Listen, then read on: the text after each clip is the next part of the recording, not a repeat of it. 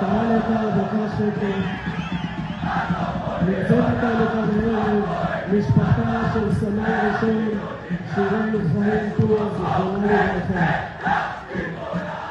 שיראל שירתה כסמלת מבצעית במונעת במושב נחל עוז. נערה חכמה וצנועה, נעימת הליכות, מלאת שמחת חיים, אשר ראתה את תפקידה בדין החמל כשירות עליונה. בבוקר 7 לאוקטובר תחת אש עצמה יצאה בריצה מהמדינית אל החמל ולסייע בניהול האירוע ולהחזיר כוחות העמד ליישובים הסמוכים.